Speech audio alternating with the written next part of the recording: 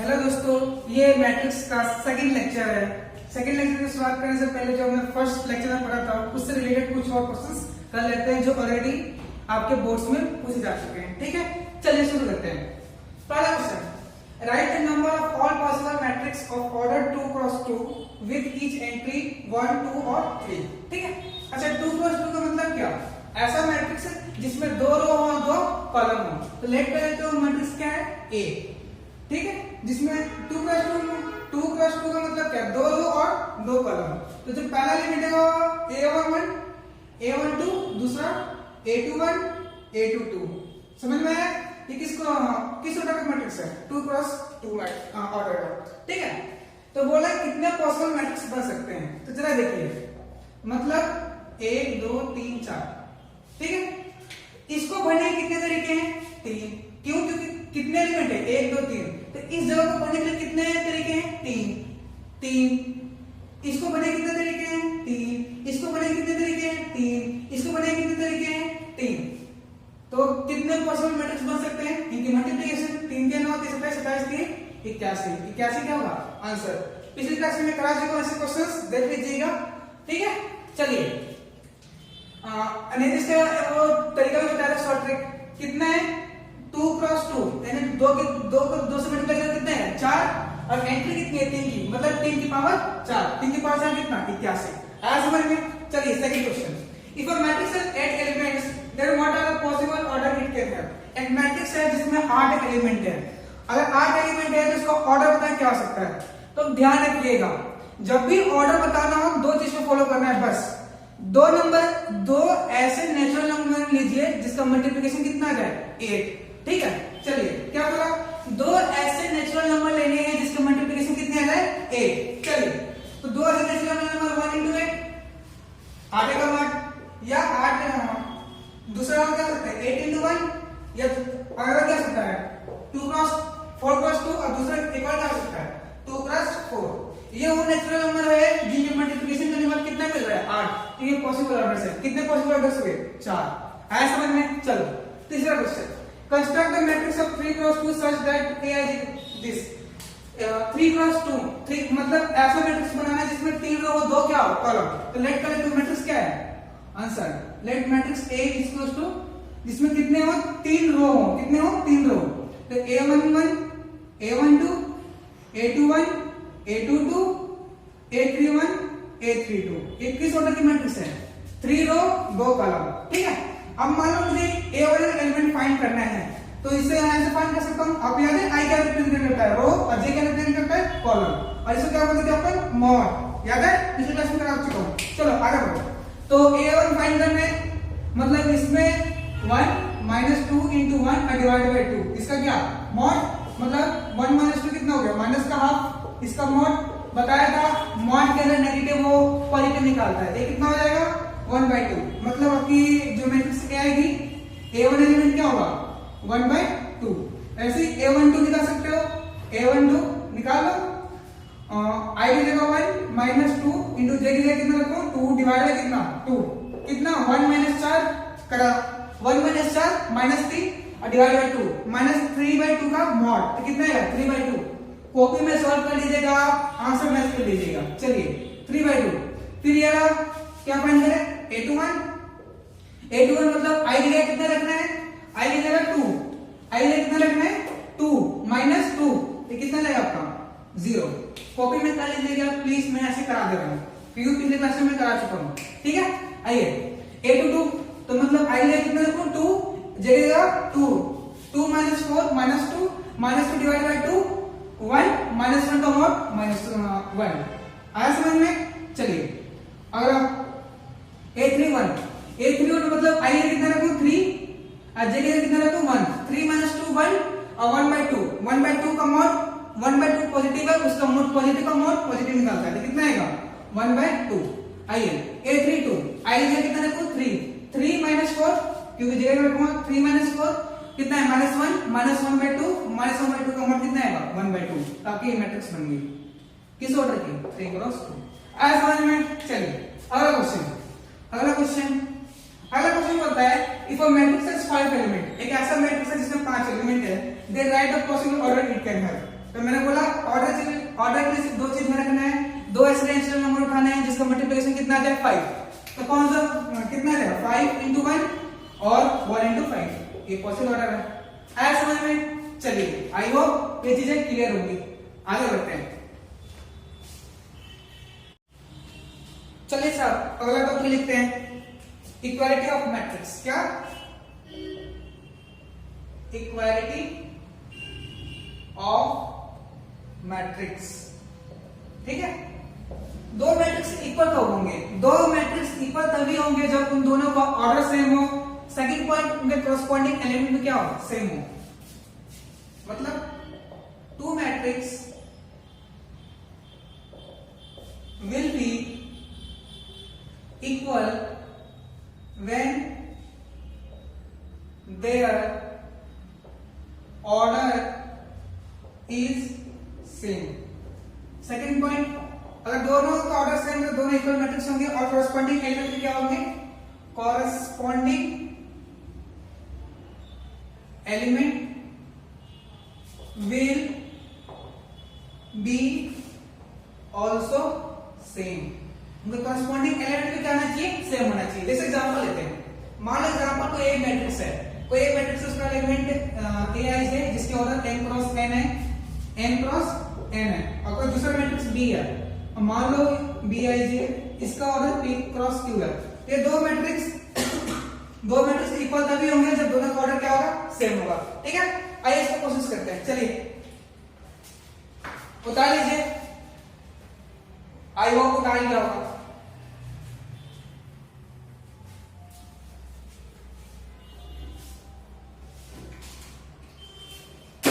पहला क्वेश्चन दिया हुआ है x plus 2y 3y 4x 2, ये मैट्रिक्स इक्वल है इस मैट्रिक्स के द्वारा -3, 2। बोला है फाइंड x एंड y, बताइए x y कितना होगा। तो देखिए अच्छा, इस मैट्रिक्स का ऑर्डर क्या होगा? ऑर्डर क्या था? n क्रॉस n, जहां n क्या था? रोज और n क्या था? कॉलम्स। तो इसमें कितने रो हैं? 1 2, तो 2 क्रॉस कॉलम कितने हैं? 1 2। इस मैट्रिक्स का ऑर्डर कितने हैं? 1 2। इस मैट्रिक्स का कॉलम कितने हैं? 2। दोनों का ऑर्डर सेम है। अगर दोनों का ऑर्डर सेम है तो सेकंड पॉइंट कॉरस्पॉन्डिंग एलिमेंट में क्या होंगे? इक्वल। कॉरस्पॉन्डिंग एलिमेंट a11 इस एलिमेंट के इसके बराबर होगा, ये इसके बराबर होगा, ये इसके बराबर होगा, ये इसके बराबर होगा। ऐसा समझ में? तो बताइए x y कितना होगा? तो कंपेयर कर लो। 4x ने क्या लिखा है? 8, तो आंसर मतलब 4x इक्वल टू कितना हो गया? 8, मतलब x कितना हो गया? 2। ऐसा समझ में? वैसे y निकालना हो तो y ऐसे निकाल लो, कंपेयर कर लो। 3y इक्वल टू कितना? -3, तो मतलब y कितना? -2। ऐसा समझ में? इजी है, बहुत इजी है। चलिए सेकंड क्वेश्चन उठा। सेकंड क्वेश्चन आइए। सेकंड क्वेश्चन दे रखा है x प्लस का 2y और 3x माइनस का y 4। आइए ये दे रखा है -4 3 6 और 4। ठीक है, बोला है फाइंड x y, फाइंड करो x एंड y, x और y बताइए। तो दोनों मैट्रिक्स का ऑर्डर कितना? देखिए 1 2, 2 रो क्रॉस कितने कॉलम? 2 कॉलम, 2 रो कितने? 2 कॉलम। दोनों मैट्रिक्स का ऑर्डर सेम है, मतलब दोनों इक्वल होंगे। अगर दोनों इक्वल मैट्रिक्स हैं तो कॉरस्पॉन्डिंग एलिमेंट क्या होंगे? इक्वल होंगे। ऐसा समझ में? तो कॉरस्पॉन्डिंग एलिमेंट इक्वल होंगे मतलब इसकी जगह ये बैठा सकता हूं, मतलब कितना? 3x 6 मतलब x कितना आएगा? बोलो 2। वैसे ही ये एलिमेंट -y 3 मतलब y कितना? -3। ऐसा समझ में? बोलो। चलो अगला क्वेश्चन उठाते हैं। मिटा दूं? उतार लो। उतारना क्या समझ में आया गया होगा?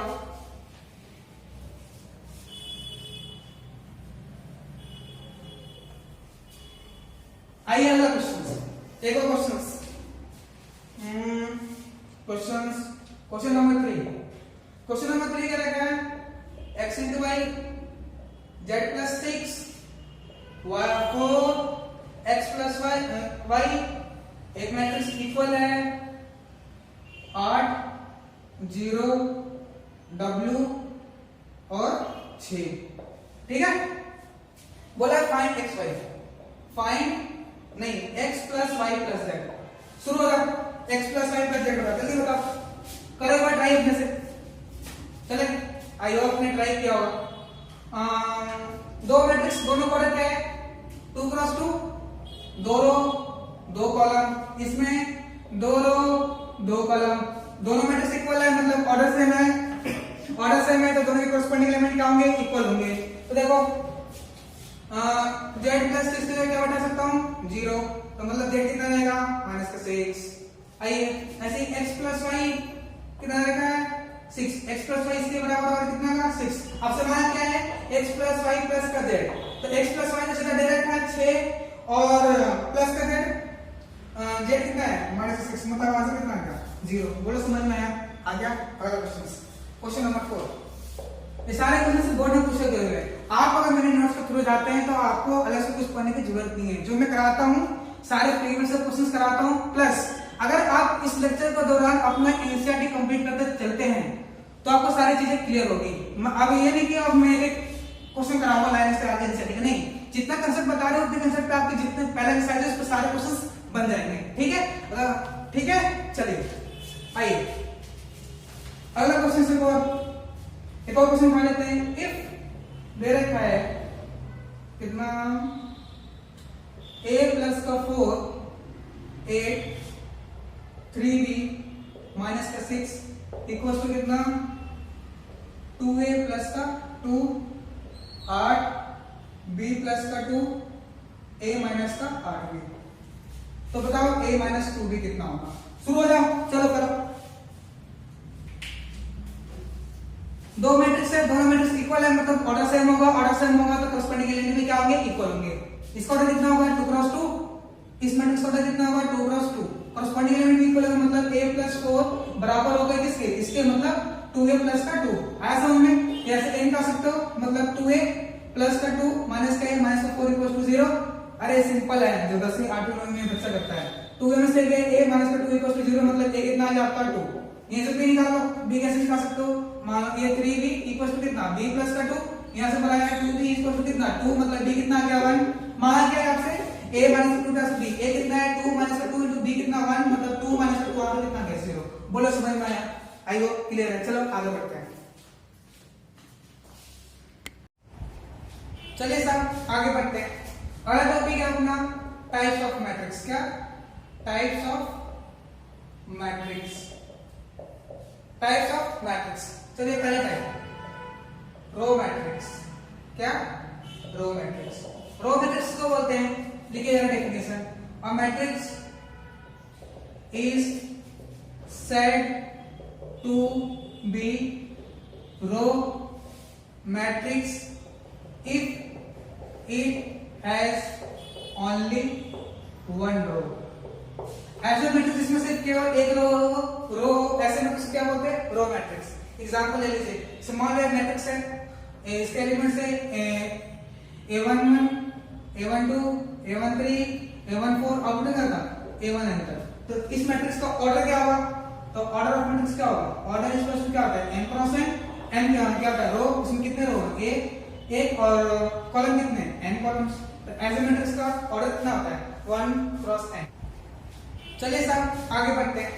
अगला टॉपिक है अपना टाइप्स ऑफ मैट्रिक्स। क्या types of matrix? Types of matrix. चलिए पहले टाइप रो मैट्रिक्स। क्या रो मैट्रिक्स? रो मैट्रिक्स को बोलते हैं, लिखिए जरा definition. A matrix is said to be row matrix if it has only one row। ऐसे मैट्रिक्स जिसमें से केवल एक रो ऐसे मैट्रिक्स क्या बोलते हैं रो मैट्रिक्स। एग्जांपल ले लीजिए, स्मॉल वेव मैट्रिक्स है, इसके एलिमेंट्स है a11 a12 a13 a14 output क्या था a1 एंटर। तो इस मैट्रिक्स का ऑर्डर क्या होगा? तो ऑर्डर ऑफ मैट्रिक्स क्या होगा? ऑर्डर इज इक्वल टू क्या होता है m क्रॉस n। n क्या होता है रो, इसमें कितने रो है एक और कॉलम कितने n कॉलम्स। तो ऐसे मैट्रिक्स का ऑर्डर कितना होता है 1 क्रॉस n। सेकंड में मैट्रिक्स लिखिएगा कॉलम मैट्रिक्स। कॉलम मैट्रिक्स, ठीक है। अब matrix is said to be column. Matrix is said to be column matrix if it has only one column. ऐसे मैट्रिक्स में सिर्फ क्या एक ही कॉलम हो क्या होते हैं, कॉलम मैट्रिक्स. जैसे एग्जांपल देना भैया, एग्जांपल लो. से मान लो कोई मैट्रिक्स ए मैट्रिक्स ए और इसकी क्या A1 1 A2 1 A3 1 up to जाओगे कहां तक AN तक, मान लो A1 N तक जाओगे ना, तो इसका ऑर्डर क्या होगा, ऑर्डर क्या होगा M क्रॉस N. M बोले तो रो और N बोले तो M. कितने इसमें कितने होंगे, इसका ऑर्डर कितना होगा, इसमें कितने कॉलम होंगे N तक, और इसमें सॉरी इसमें कितने रो होंगे 1 2 N तक, और कॉलम कितना होगा ठीक. तो ऐसे मैट्रिक्स ऑर्डर क्या होगा ये होगा. आया समझ में, चलिए बता दीजिए. आइए अगला पॉइंट पढ़ते हैं.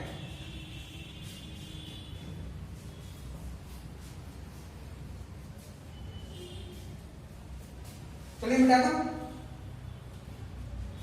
चलिए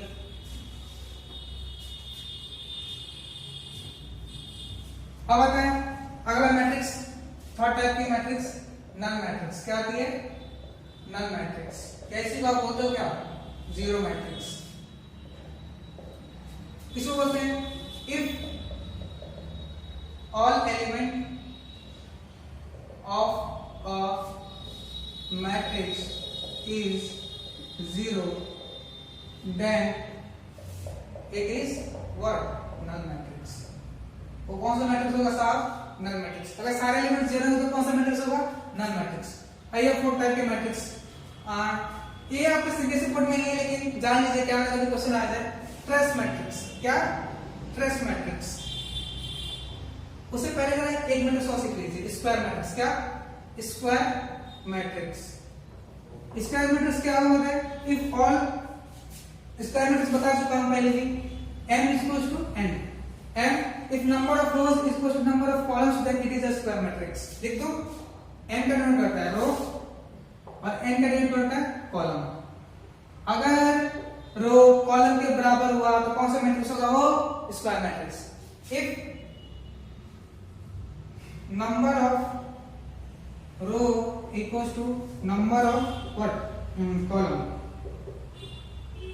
then it is what square matrix. ऐसा समझ में. चलिए तो क्या बता रही, आगे बढ़ते हैं.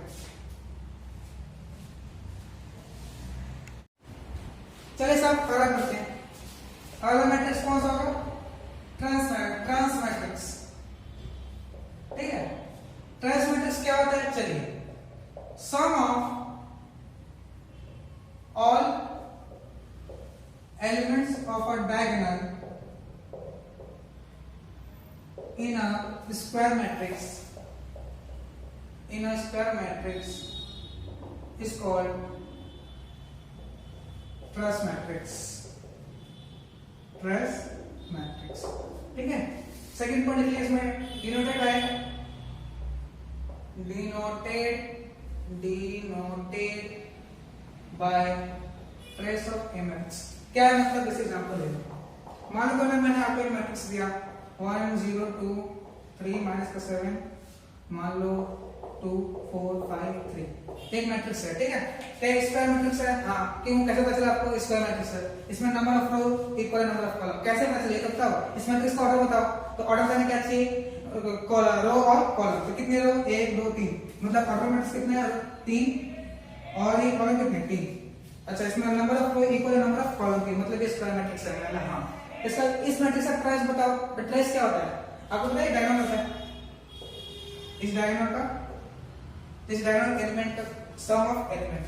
तो कितना होगा, 0 प्लस का 0 प्लस 3 प्लस से कितना 3 माइनस 7 कितना है, माइनस का 4. आया समझ में. चलो आगे बढ़ते हैं.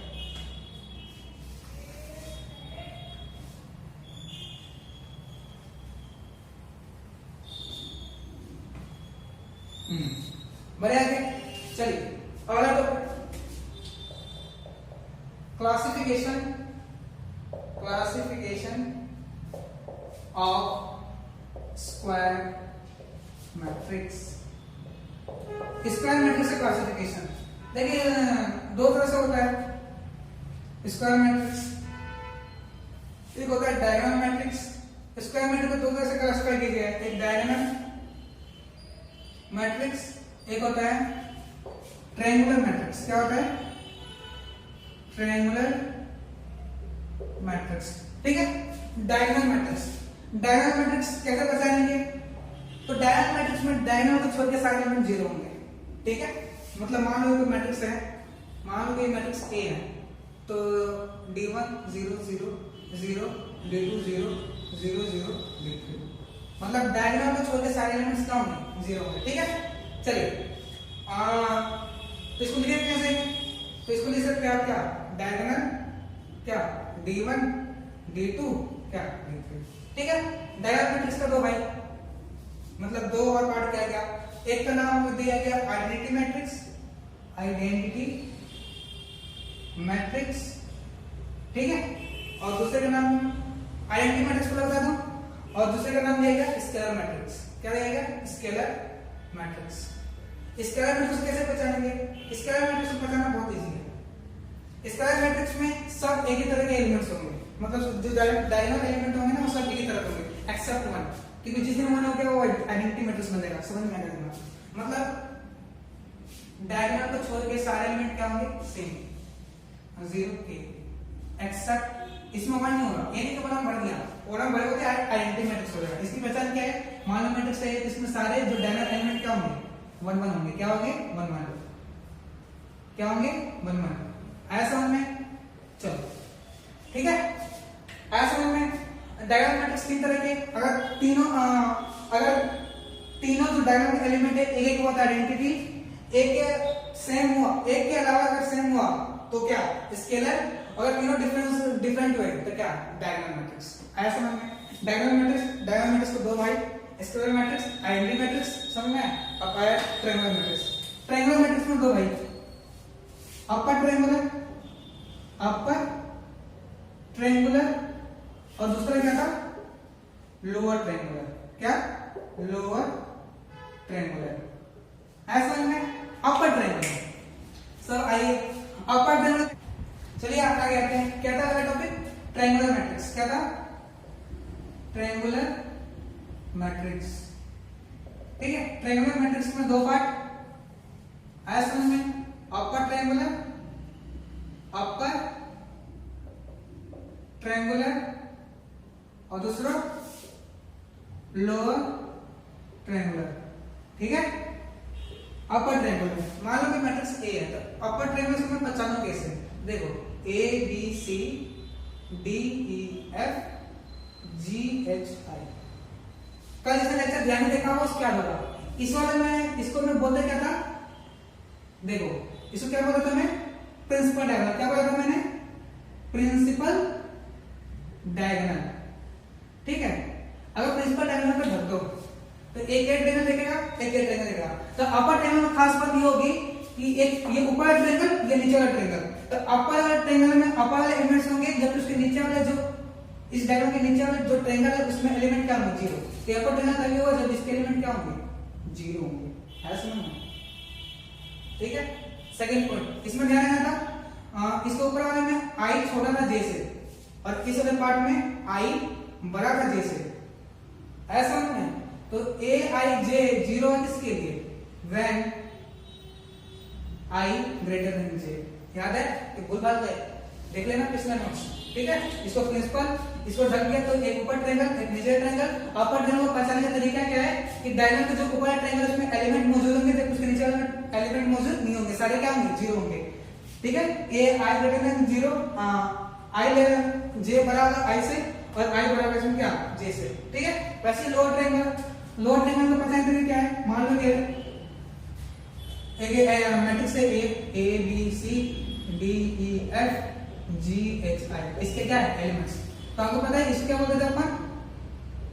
Diagonal, principal diagonal. क्या बोलते थे? Principal diagonal.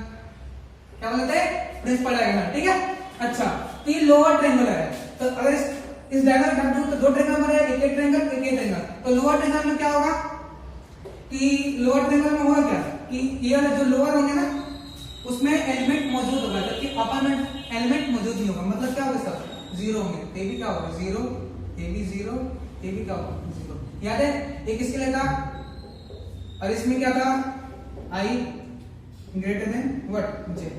तो ए आई जे किस लिए जीरो होगा, when equal to zero, when I sigma J होगा। आया समझ में? प्रीवियस लेक्चर ध्यान से देखा होगा, पता होगा ये सब बता रखा था, पहले लेक्चर में बता रखा था, ठीक है। आया समझ में? चलो आगे बढ़ते हैं। चलिए आगे बढ़ते हैं। ये एन ऑर्डर की मैट्रिक्स है, किस ऑर्डर की, एन ऑर्डर मैट्रिक्स, ठीक है, जिसमें कितने हैं, एन रोज है, एन कॉलम्स है। तो इस मैट्रिक्स की ऑर्डर क्या होगी, एन क्रॉस एन, बोले तो कितना एन स्क्वायर, ठीक है। अच्छा जरा देखते हैं, तो इसको क्या बोलते थे अपन लोग, प्रिंसिपल डायगोनल, क्या बोलते थे, याद है, प्रिंसिपल डायगोनल, क्या बोलते थे, प्रिंसिपल डायगोनल, ठीक है, डायगोनल, डायगोनल, ठीक है। अब देखो इस प्रिंसिपल डायगोनल को ढकोगे तो ज्यादा बड़ा हो गया इस प्रिंसिपल डायगोनल ढकेगा तो एक ऊपर ट्रायंगल दिखेगा, एक नीचे ट्रायंगल दिखेगा। अच्छा प्रिंसिपल डायगोनल में कितने एलिमेंट है, एन एलिमेंट, एन एलिमेंट, कितने एलिमेंट है, प्रिंसिपल डायगोनल में कितने एलिमेंट है, एन एलिमेंट। तब इसमें कितने एलिमेंट है मुझे नहीं पता, तो मुझे तो पता नहीं इसमें कितने एलिमेंट है, ठीक है, लेकिन मुझे ये पता है जितने एलिमेंट इसमें होगा उतने एलिमेंट इसमें होगा, इक्वली है ना, एक ट्रायंगल ये दोनों ट्रायंगल सेम है, तो जितने एलिमेंट होंगे इसमें उतने एलिमेंट इसमें होगा, उतने एलिमेंट इस ट्रायंगल में होगा। तो मान लेते हैं ये जो ट्रायंगल बना होता है, ये ट्रायंगल बना, इसमें x है, तो इस ट्रायंगल में कितने एलिमेंट होंगे साहब, x ही होंगे। तो इसमें x प्लस में इस डायगोनल में कितने एलिमेंट है, n, और इसमें पूरा में कितना है, n का स्क्वायर, मतलब ये कितना हो गया, ये 2x n square minus n, मतलब x n square minus n upon 2, मतलब क्या होगा, तो द मिनिमम नंबर ऑफ, जरा इंपॉर्टेंट पॉइंट लिखिएगा, इससे रिलेटेड इंपॉर्टेंट पॉइंट लिखिएगा। क्या इंपॉर्टेंट पॉइंट है, इंपॉर्टेंट पॉइंट पहला समझ लीजिए कि the minimum number of zeros, the minimum number of zero in triangular matrix is n square minus n by 2। तो मिनिमम नंबर ऑफ जीरो कितने होने चाहिए किसी भी ट्रायंगुलर मैट्रिक्स में, n square minus n by 2, ठीक है। सेकंड, इन दोनों में से कोई ना कोई एक जीरो होना ही चाहिए ट्रायंगुलर मैट्रिक्स के लिए, ठीक है। तो साथ में लिख लीजिएगा एटलीस्ट कम से कम one triangle above and below must have all elements what, zero। अरे भाई ट्रायंगुलर मैट्रिक्स दो तरह का होता है, अपर ट्रायंगुलर, लोअर ट्रायंगुलर, ठीक है। ये ट्रायंगुलर या तो अपर होगा या तो लोअर होगा। जब अपर ट्रायंगल होगा तो अपर में कोई कोई एलिमेंट होगा, जबकि लोअर में क्या होगा, जीरो होगा। वैसे जब लोअर ट्रायंगल होगा तो लोअर में एलिमेंट होगा, जबकि अपर में क्या होगा, सब जीरो होंगे। तो ये बात लिखा है कि the minimum number of zeros in a triangular matrix, minimum number of कितने जीरो चाहिए, तो n square minus n divided by 2। At least कम से कम one of triangle must be zero, या तो ऊपर वाला जीरो हो जाए या तो नीचे वाला जीरो हो जाए। आया समझ में? चलिए बता लीजिए, इसको बता लिया होगा, चलिए मिटाओ इसको, साथ में अगला पॉइंट लिखिए। आया समझ में? चलिए सेकंड पॉइंट, इसी का सेकंड पॉइंट लिखिए जरा। सेकंड पॉइंट,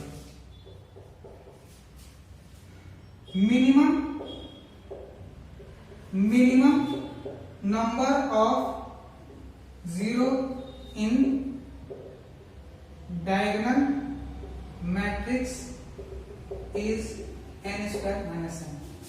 डायगोनल मैट्रिक्स में मिनिमम नंबर ऑफ जीरोस कितने होंगे, तो डायगोनल मैट्रिक्स बताया था कौन सा मैट्रिक्स होता है जिसमें सिर्फ डायगोनल मैट्रिक्स हो और सब क्या हो, तो ये जीरो तो ये भी जीरो। तो मिनिमम कब जीरो होगा, the minimum number of zeros in diagonal matrix, जब ये भी जीरो हो जाए और ये भी क्या हो जाए, जीरो हो जाए। तो एक डब्बा की वैल्यू कितना था, लिखा हुआ है n square minus n divide by 2, इसकी वैल्यू कितनी थी, n square minus n divide by 2। तो मिनिमम नंबर जीरो कब आएगा, जब इन दोनों को प्लस कर दोगे, मतलब n square minus n divide by 2 plus का कितना, n square minus n divide by 2, बोलो कितना आएगा। सॉल्व करो इसको, 2n स्क्वायर माइनस का 2 डिवाइड बाय कितना, 2 कॉमन ले लो, n स्क्वायर और कितना 2n आएगा, 2 कॉमन है 2n मतलब एन स्क्वायर माइनस का एन। आया समझ में? क्या बोला है कि minimum number of zero in diagonal matrix. भाई डायगोनल मैट्रिक्स तभी होता है जब डायगोनल को छोड़ के सारे एलिमेंट जीरो हो, ठीक है ना, बता रखा हूं यार, पहले देख लेना। डायगोनल मैट्रिक्स तभी होगा जब डायगोनल को छोड़ के दोनों एलिमेंट क्या हो, जीरो होंगे। तो बोला मिनिमम नंबर ऑफ जीरो कितने होंगे डायगोनल मैट्रिक्स में, तो डायगोनल मैट्रिक्स में मिनिमम नंबर जीरो तभी होंगे जब ए भी जीरो है, ए भी जीरो है। तो एक डब्बे की वैल्यू कितनी है, एन स्क्वायर माइनस वन, तो ये दोनों को सम कर दो, मिनिमम नंबर जीरो कितना है, एन स्क्वायर माइनस का एन। आया समझ में? बता दो। चलो अगला पार्ट आता है, तीसरी पॉइंट। चलो थर्ड पॉइंट, इंपॉर्टेंट पॉइंट है, maximum number of zero in diagonal matrix is an square minus one. ठीक है, मैक्सिमम नंबर कितने जीरो हो सकते हैं डायगोनल मैट्रिक्स में? तो मैक्सिमम डायगोनल मैट्रिक्स है, डायगोनल मैट्रिक्स है ना, डायगोनल मैट्रिक्स में ये जीरो, ठीक है, तो मैक्सिमम कितने जीरो हो सकते हैं? तो मैक्सिमम जीरो कितना हो सकता है, तो पूरे मैट्रिक्स का कितना है, एन स्क्वायर। कौन से डायगोनल मैट्रिक्स होगा जब सिर्फ डायगोनल में एलिमेंट है, तो एक को छोड़ के सारे जीरो कर दो, तो पूरे कितने थे, एन स्क्वायर। एक जीरो नहीं होना चाहिए, तो माइनस वन कर दो। आया समझ? आई होप चीजें क्लियर होगी, नहीं होगी तो एक बार फिर से वीडियो देख लेना। साथ में आप मैट्रिक्स का फर्स्ट एक्सरसाइज बना लीजिए, ठीक है। उसका अगले लेक्चर नंबर 3 में अगले एक्सरसाइज का कंसेप्ट देंगे, साथ में क्वेश्चंस कराएंगे जो बोर्ड में अभी पूछ चुके हैं। तब तक के लिए ऑल द बेस्ट, चलिए बाय।